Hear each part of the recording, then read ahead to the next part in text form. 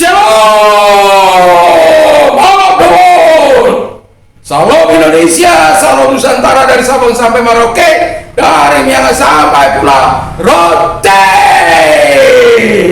Senang bertemu dengan bapak-bapak, ibu-ibu, saudara-saudara yang terkasih dalam Tuhan Yesus dan seluruh pemirsa dimanapun Anda. Senang menyapa Anda di malam hari ini. Kiranya kekuatan Tuhan, kekuatan iman, kekuatan firman Allah senantiasa mengalir dalam roh, jiwa, dan tubuh kita, dan nama Tuhan kita muliakan. Kita akan melanjutkan sifat gereja, ya, yang bagian kedua, yang saya akan baca dalam 13-14 dari Efesus. Demikian, di dalam Dia kamu juga, karena kamu telah mendengar firman kebenaran, yaitu Injil keselamatanmu. Di dalam Dia kamu juga, ketika kamu percaya, dimateraikan dengan Roh Kudus yang dijanjikannya. Dan Roh Kudus itu adalah jaminan bagian kita sampai kita memperoleh seluruhnya, yaitu penebusan yang menjadikan kita milik Allah untuk memuji kemuliaan Allah. Haleluya. Jadi jelas di situ bahwa ketika kita menerima Dia sebagai Tuhan dan juru selamat kita, bahwa ini perlu kita catat. Kita perlu catat bahwa orang-orang yang ditandai oleh Allah. Jadi dalam arti kita betul-betul dipercayakan sesuatu yang berfungsi dalam pelayanan ini. Satu contoh, mengusir setan-setan dalam nama Yesus. Itu sebabnya saya katakan, kenapa saya mengambil kadangkala dua puasa panjang, kadangkala secara reguler. Karena saya sadar saya tidak punya kuasa apa-apa. Saya sadar tidak memiliki apa-apa. Saya hanya memiliki Yesus. Dan saya katakan yang tadi pagi bahwa kita harus menunjukkan kebaikan, dan juga kita harus menunjukkan belas kasihan, dan kita juga harus menunjukkan tanda-tanda kebesaran Tuhan. Itu sifat gereja. Jadi kalau gereja tidak pernah menunjukkan tanda-tanda kebesaran Tuhan, itu sangat luar biasa. Ketika kita menumpangkan tangan atas orang sakit sembuh.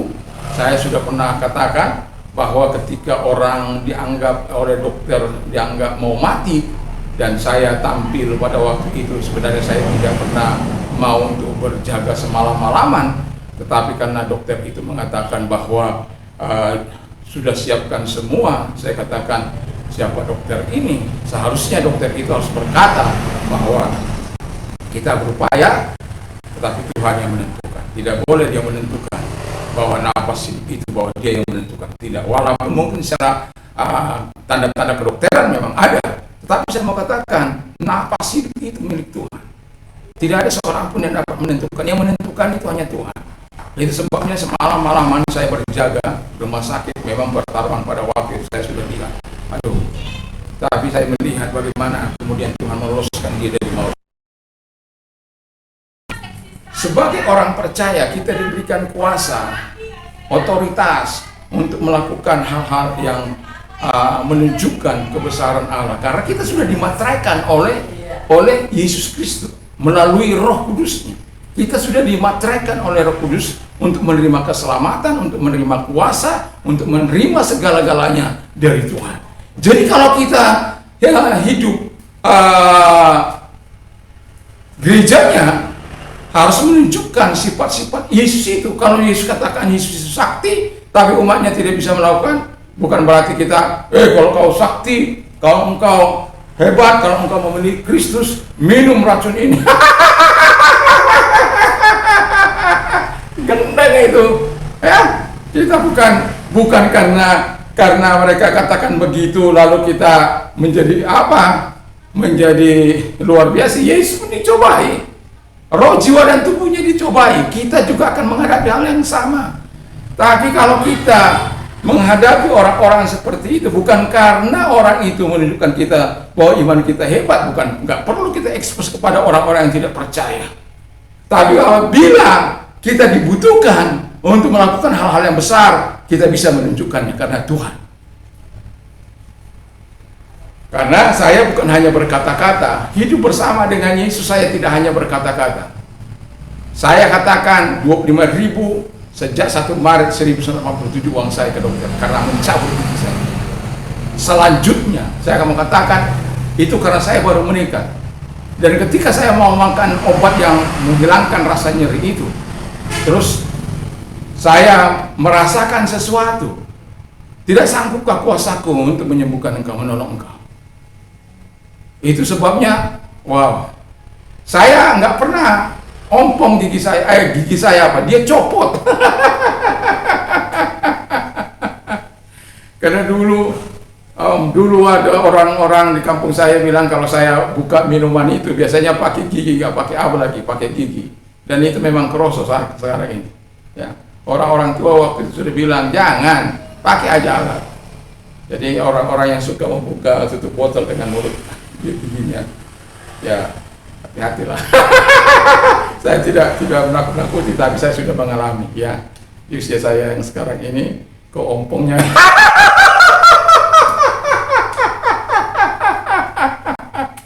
Tapi nggak apa-apa, ya, asal hatinya tidak ompong di hadapan Tuhan.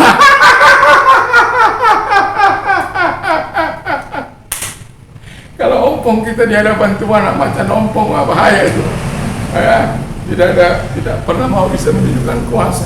Makanya kepada anggota saya yang saya kunjungi, saya bilang begini, bahwa kita diberikan kuasa untuk melakukan itu. Jadi saya pernah katakan, ini sudah pernah saya saksikan ketika orang berusia dirasuk roh jahat 250 tahun. Lalu kemudian dia berkata, dia nggak mau keluar, orang si ini, dia namanya si Dewi. Terus saya katakan pada waktu itu, oh jangan, enggak, dia setelah saya panggil rohnya, kemudian saya bilang, dan kemudian setelah itu saya usir dia keluar. Sampai berapa kali orang tuanya bercerita bahwa ketika terakhir kali saya katakan, Pak, mohon maaf, saya tidak bisa terusan begini, saya bukan dukun, saya bukan orang sakti juga, tapi yang menyembuhkan anak Bapak itu ini kesempatan saya membagikan kasih karunia, kalau Bapak izinkan, ya, supaya dia bebas dan saya tidak perlu lagi datang kemari karena Tuhan yang akan menjaga dia. Pada mulanya dia tidak mau saya pulang, ya, tetapi sebelum saya sampai di jalan raya, dia bapaknya datang mengejar saya. Ya sudah, Pak. Nah, ketika itu saya usir dia keluar, lagi saya antar untuk menerima Yesus sebagai Tuhan dan Juru Selamat dalam hidupnya. Setelah itu, ya, saya katakan kepada teman saya yang menelepon. Pada mulanya saya bilang kepada teman saya itu, udah kamu aja. Waktu itu kamu aja yang apa istilahnya, yang mengusirnya dalam nama. Oh, saya belum ada berpuasa.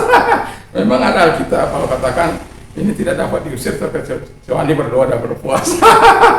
Makanya sebagai hamba-hamba Tuhan, ya, jangan makan terus. Ya, kadang-kadang sisakan. Saya ini mudah gemuk, saya mudah kurus, ya, karena saya pemakan, ya.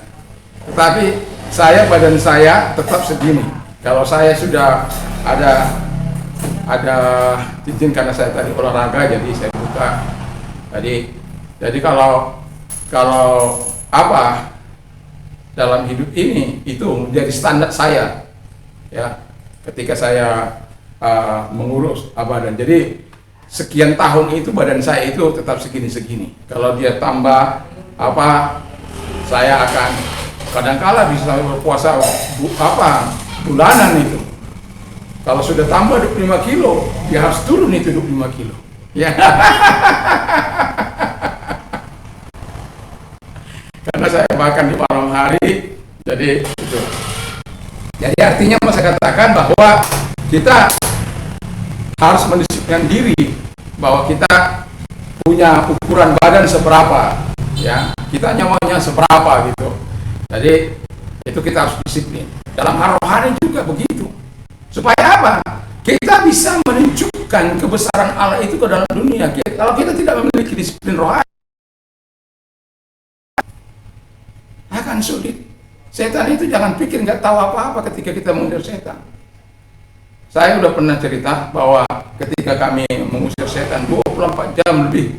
Bayangkan dari jam 10 Minggu pagi sampai jam 1 Senin siang. Sampai pada akhirnya, kalau engkau tidak menerima Tuhan Yesus sebagai Tuhan dan Juru, saya tinggalkan engkau. Capek. Dia dirasuk oleh roh nenek moyangnya. Dia tidak mau menerima Yesus. Bayangkan 24 jam kita nggak tidur itu. Karena kalau dia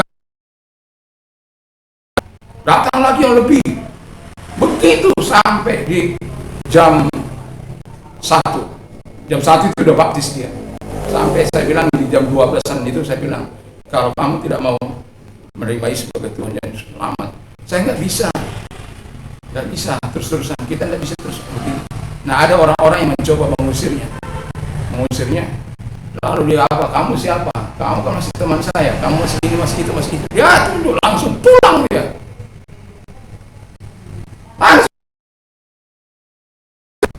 Jadi yang mau saya katakan, makanya kalau setan, saya mengusir setan, saya katakan, lihat saya, lihat siapa di dalam saya, tatap mata saya. Wah, kalau sudah setan itu tatap, saya tatap, pasti akan tunduk dia. Kalau dia udah tunduk, sudahlah, gampang. Karena apa? Memang Alkitab itu roh yang ada padamu jauh lebih besar daripada roh-roh yang ada dalam dunia ini. Kenapa nggak lagi? Haleluya. Jadi lakukanlah yang terbaik. Jadi kita menunjukkan kebesaran Allah. Jadi kalau ada orang sakit, tumpangkan tangan, doakan, ya, dan minta darah Yesus terus mengcover kehidupan kita, kasih Kristus mengcover kehidupan kita, kekuatan Tuhan mengcover kehidupan kita. Anda tahu, Anda pernah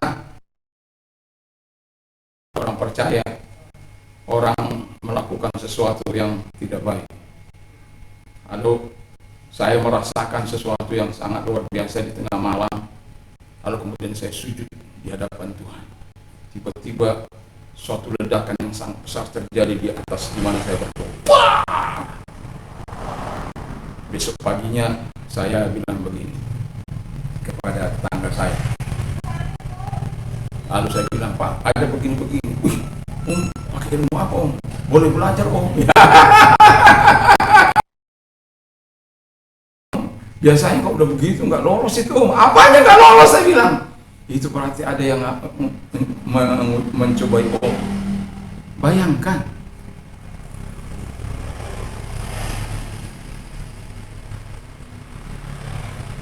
Itu ada orang kuat yang tidak suka dengan Om. Tapi saya katakan, sadar atau tidak sadar,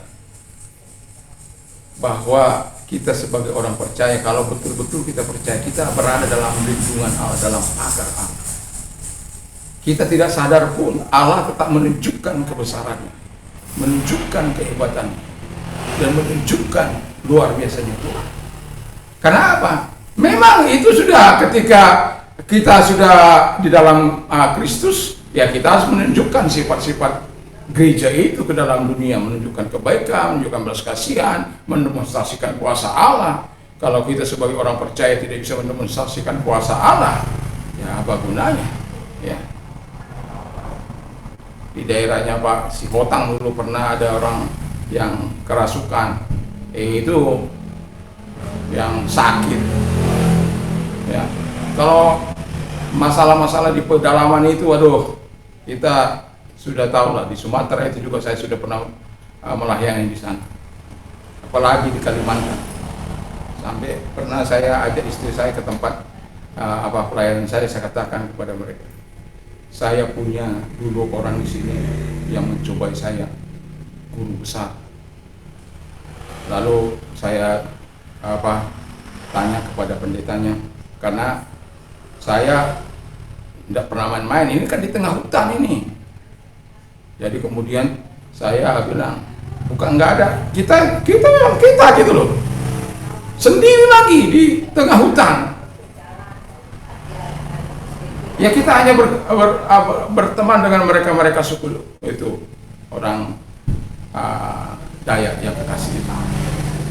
Nah, tapi ada kan orang-orang yang tidak percaya, ada orang-orang gitu. Tapi saya setelah itu mereka lakukan hal-hal yang tidak baik.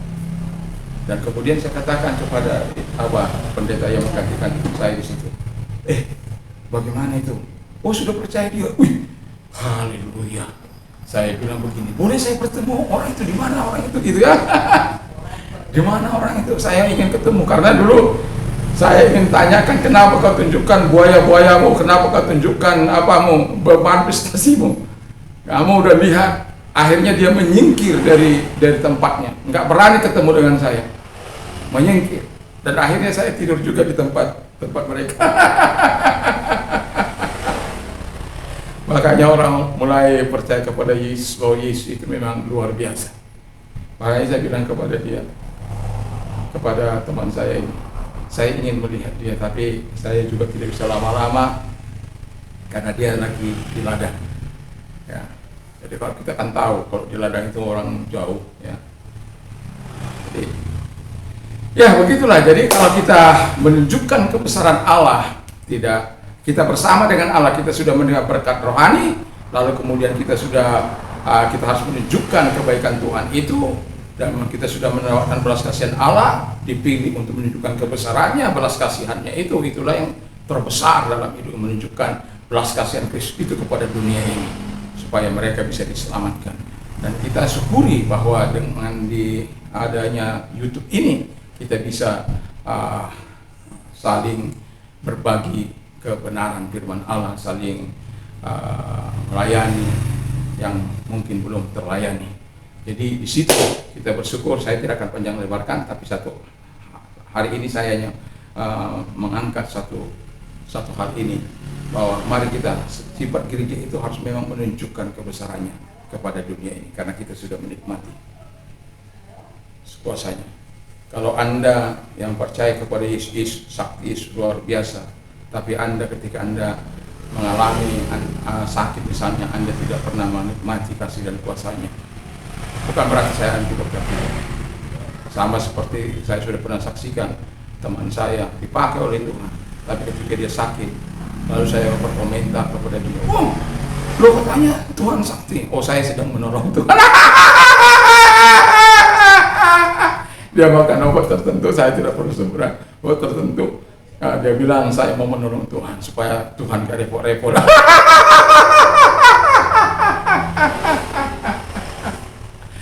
Kadang-kadang kita mudah berkata-kata tapi tidak melakukannya, itu yang berat, ya. Yesus luar biasa, Yesus sakti, Yesus mampu melakukan mujizat, Yesus mampu menolong engkau, menyembuhkan engkau, melepaskan engkau dari masalahmu. Ketika engkau keluar dari masalah, nangis-nangis. Bukan nangis-nangis di hadapan Tuhan. Kalau nangis-nangis di hadapan Tuhan itu luar biasa. Pasti, saya yakin itu pasti Tuhan jawab, ya. Jadi ya itu, ya. Mari kita tunjukkan ke tengah-tengah dunia ini bahwa Yesus adalah yang sudah memberikan kebaikan bagi kita, dan kita juga harus menunjukkan kebaikan itu ke dalam dunia. Yesus sudah memilih kita untuk kebesarannya, supaya kita juga menunjukkan kebesarannya melalui belas kasihan itu. Lalu juga Tuhan sudah memanifestasikan kuasa melalui Roh Kudus. Aduh, kita bersyukur punya Roh Kudus itu. Saya tidak bisa mengungkapkan kalau kadang-kala saya bikin berduka Roh Kudus itu, kadang-kala ya gimana ya. Makanya ada lagu Komo Setia dan Taat. Itu betul-betul saya lagi taat terhadap Tuhan, terhadap Yesus Kristus. taat terhadap dia, seiring sejalan. Aduh, Tuhan itu Tuhan yang baik. Jadi kalau kita, sekalipun kita tidak bisa berbuat apa-apa, tapi Tuhan mampu menunjukkan kebesarannya. Satu contoh seperti saya katakan, saya tidak bisa baca not, tidak bisa bagaimana mengaturnya. Tapi ketika datang inspirasi, melodi dalam hati, saya akan datang kepada anak-anak saya. Tolong, ini ada sesuatu yang masuk dalam pikiran saya, dalam hati saya. Saya akan ambil gitar, saya akan menyanyi, dan kemudian rampunglah lagu itu. Memang tidak selamanya datang, tapi di tahun yang lalu, ya baru di tahun ini tahun ini belum ada, tapi sudah sudah saya rekam, ya, inspirasi yang lalu. Jadi apa yang tidak mungkin bisa dimungkinkan oleh Allah. Karena memang Tuhan mau kita sebagai gerejanya menunjukkan tanda-tanda kebesarannya. Kalau kita sudah biasa mungkin aransemen lagu, ya mungkin nggak ada masalah ya. Ya karena dia memang pintar untuk itu. Sampai seorang tukang yang betul-betul hebat memimpin lagu, luar biasa. Dia bilang begini, ini kalau bukan inspirasi Roh Kudus, sulit. Tapi saya merasakannya.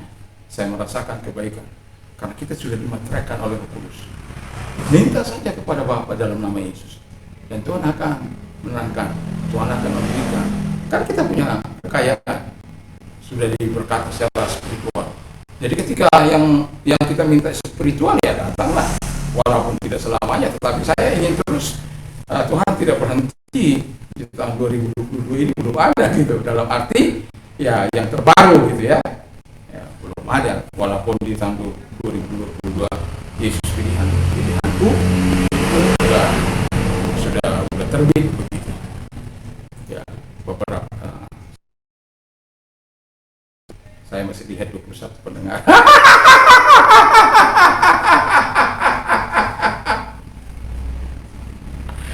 Ya, tapi saya juga mau ya, kalau Anda tunjukkanlah kuasa kebaikan Anda, tidak berkurang kebaikannya. Ya kalau Anda belum pernah men-subscribe saya, subscribe ya.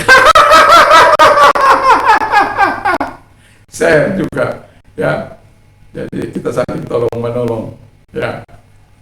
Sebenarnya saya jarang meminta ini.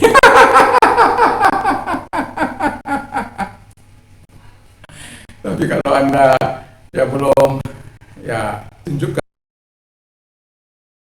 Anda ya, pencet saja tanda merah. Kalau Anda, sering saya bilang kepada kalau teman-teman ya sharekanlah ya kalau mereka diberkati. Karena ada teman-teman saya yang ada anggota saya juga yang men-sharekan kepada teman-temannya.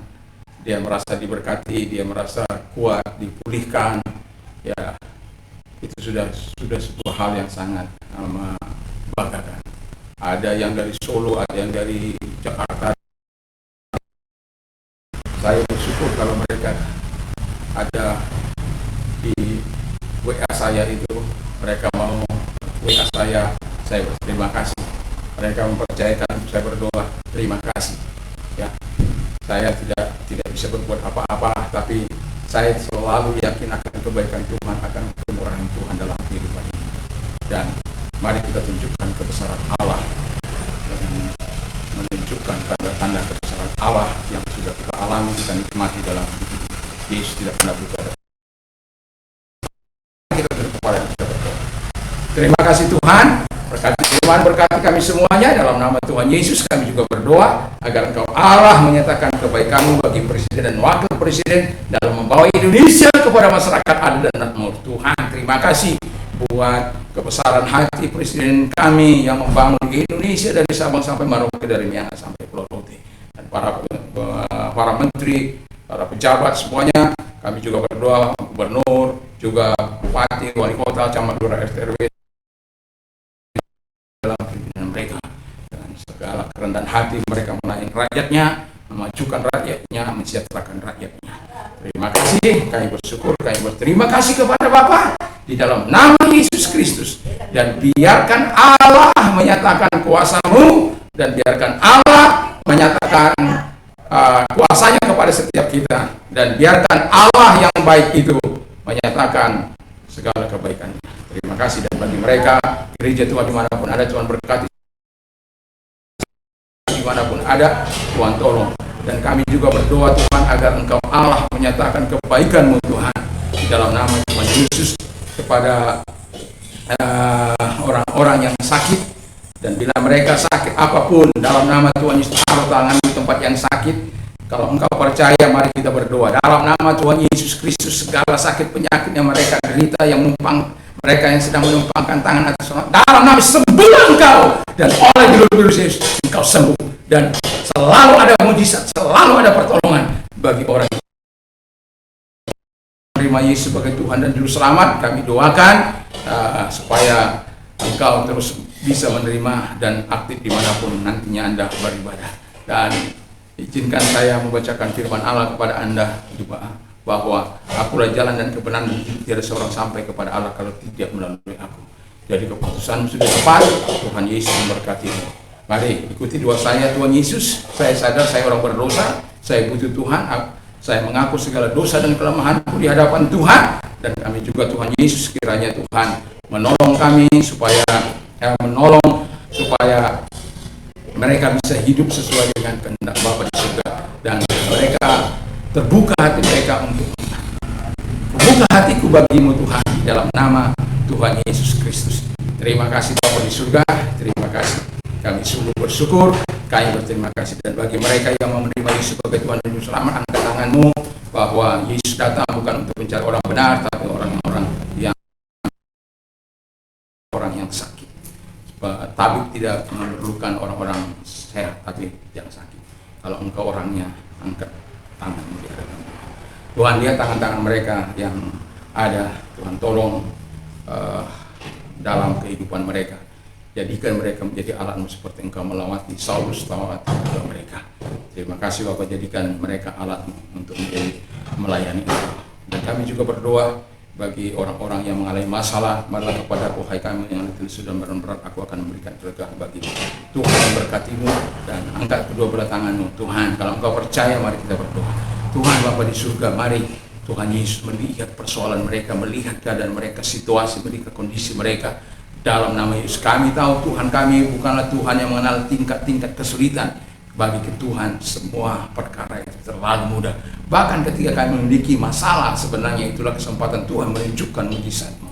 Kalau saja kami bisa meyakini, mempercayai kehebatan Tuhan, mempercayai pertolongan Tuhan, kami pasti akan menikmatinya. Dan itu sebabnya percayalah akan kuasa Tuhan, percayalah akan kedahsyatan Tuhan. Dalam nama Tuhan Yesus, Engkau menyelesaikan masalah mereka. Terima kasih. Dan bagi orang-orang muda, kami berdoa supaya tampil Sadrak, Mesak, Abednego, Daniel di akhir zaman ini, yang bergerak dalam bidang pemerintahan, yang bergerak dalam bisnis seperti Abraham, Ishak, dan Yakub, Ayub, dan juga seperti orang-orang yang bergerak dalam bidang rohani seperti Samuel. Terima kasih Bapak di surga, sehingga orang-orang muda mereka tahu apa yang mereka persiapkan dalam hidup mereka. Terima kasih. Berkati orang-orang muda, berkati mereka semuanya, dan mereka di dalam nama Tuhan Yesus kami bersyukur. Haleluya. Amin. Salam Indonesia, salam Nusantara, salam seluruh dunia. Dan saya mau katakan, Anda pengguna narkoba, bertobatlah. Dan Tuhan sangat mengasihi Anda. Tuhan sangat peduli terhadap Anda. Kalau engkau mau mengakui kelemahanmu di hadapan Tuhan, kau bisa dibebaskannya. Tuhan Yesus memberkati, dan Tuhan Yesus menantimu untuk engkau kembali ke rumah dalam nama Yesus.